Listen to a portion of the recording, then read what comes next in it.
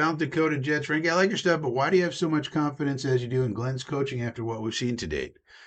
Well, because I'm not a moron, number one. And number two, he's doing defensive play calling, which is what he was good at in Detroit. And I know what he did in Detroit because I watch film. That's why.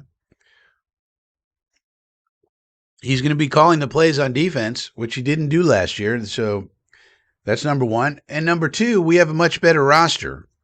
So a lot of the what people think is coaching is just having really good players.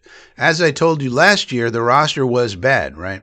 So I'm the one who also has a track record of being right all these years. And so nobody ever gives me credit for that. They just want to believe, Jake Assman or something like that,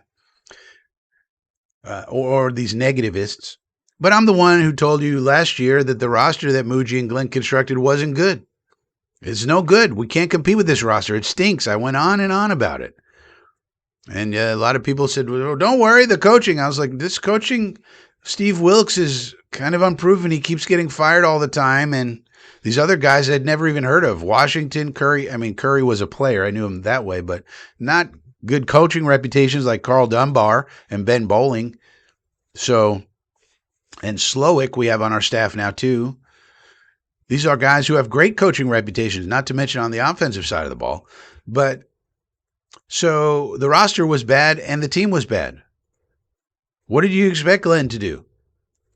People's expectations were way too high last year. Mostly in part, I think, because of his Zach Rosenblatt articles, where he kept pumping up the coaching staff. And that elevated people's expectations. I was like, no, this team isn't good unless Justin Fields and the O-line are just out of this world. It's going to be rough. And guess what? It was rough. And then we traded Sauce and Quinnen. How did you think the roster was going to play when it was terrible to begin with? And then on top of that, you traded Michael Carter, Sauce Gardner, Quinnen Williams, and all this. Like the team wasn't good. The players sucked. Did Glenn make a few mistakes coaching? Yeah, everybody does that. It was his first year. He was a rookie. You didn't expect rookie mistakes? Why? I did. But what I'm confident in is that now we have a roster that can compete, as I've laid out multiple times already. Like I was right about the defense when I went on Gunny's show and everybody threw tomatoes at me. I was right. Last year when I told you the roster sucked and we're signing a bunch of bums at defensive tackle, this is not going to work. And we shouldn't have spent $12 million on Stevens. We should have spread that out among different players that we could have gotten.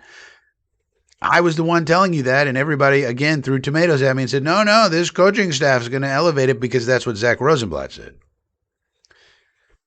And so now we have much better players. The roster is much better. We had a much better draft. We had a much better free agency period, including Tim Patrick was a nice little signing nobody's talking about. Not that he's a nice role player.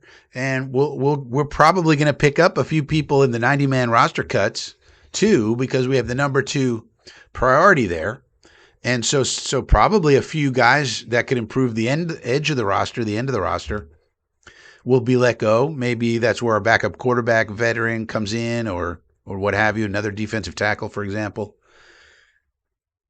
But the way to win in the NFL is to have a lot of good players on your team and then have coaching that's not horrible, not Adam Gase level. Aaron Glenn is going to be calling the defense. He has a track record of when he has good players, you get good defenses. So there's defense. And then Frank Reich has a track record of if you give him a good quarterback, he gives you a top 10-ish offense. And Geno has been a good quarterback when you protected him. So if you protect Geno, then he will be a good quarterback. If you give Frank Reich a good quarterback, he will give you a top 10-ish scoring offense. So if you look at Aaron Glenn on defense, Frank Reich on offense, and then our special teams is going to be top 5 again with Chris Banjo at the helm, why wouldn't we be improved? I don't know. Watch more football, I would say.